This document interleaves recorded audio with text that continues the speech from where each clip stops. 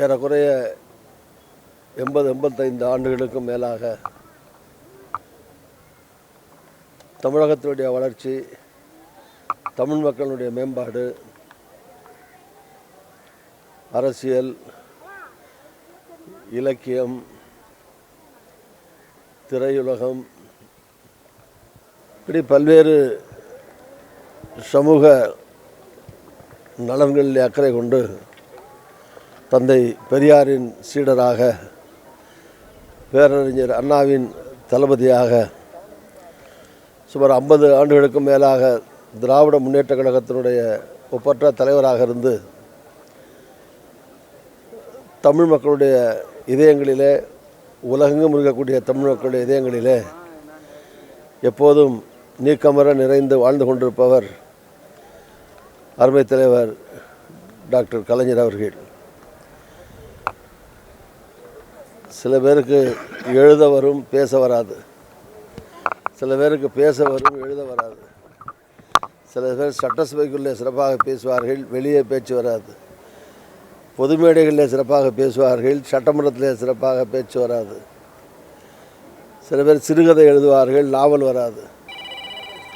சிறுகதை, கட்டுரை, நாவல், தொடர்கதை, அதுபோல் கவிதை, இப்படி தமிழில் இருக்கிற அனைத்து துறைகளிலேயும் தோன்றிய துறைதோறும் புகழ்கொடி நாட்டிய பெருமை அருமையான டாக்டர் கலைஞர்களுக்கு உண்டு. ஒப்பற்ற பேச்சாளர், ஒப்பற்ற எழுத்தாளர், ஒப்பற்ற தலைவர்.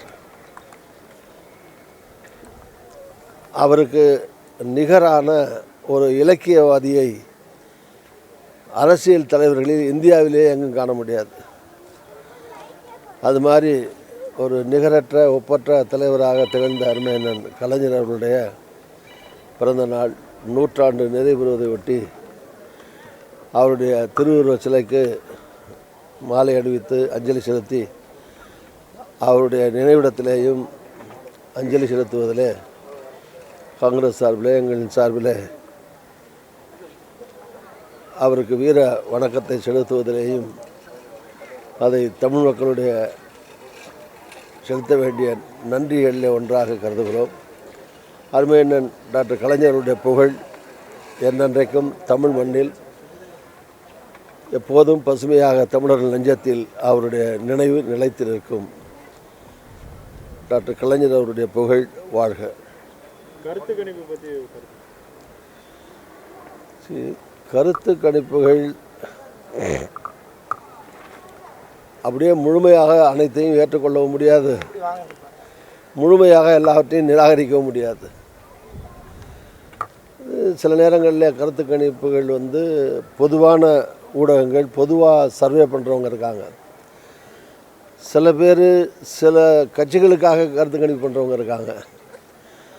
சில பேர் சில ஊடகத்தின் சார்பில், தொலைக்காட்சிகள்னால் அதுக்கு ஒரு முதலாளி இருப்பார், ஓனர் இருப்பார், அவங்களுக்கு பின்னாடி ஒரு கொள்கை சித்தாந்தத்தில் அட்டாச்மெண்ட் இருக்கும், இணைப்பு இருக்கும், அதற்கேற்ப கருத்து கணிப்பு இருக்கும்.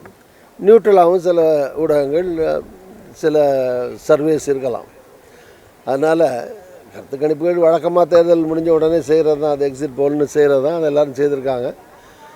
நான் சொன்ன மாதிரி அப்படியே ஏற்றுக்க முடியாது, அப்படியே ரிஜெக்ட் பண்ண முடியாது. ஏன்னா 24 ஹவர்ஸ் கூட இல்லையே. நாளைக்கு நேரம் 24 மணி நேரத்தில், நாளைக்கு 8 மணிக்கு ஆரம்பிச்சிங்கன்னா இப்போ 11:30 முழு உண்மையான என்னன்னு தெரிஞ்சிடும். அந்த 20 மணி நேரத்துக்குள்ள என்ன ஜோசியம் கேசி எல்லாம் வேண்டியிருக்கு.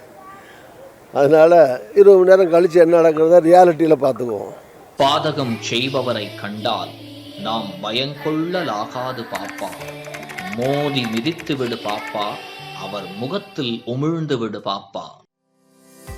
அண்மை செய்திகளை உடனுக்குடன் தெரிந்து கொள்ள இணைந்திருங்கள் இயம்நாடு தொலைக்காட்சியுடன்.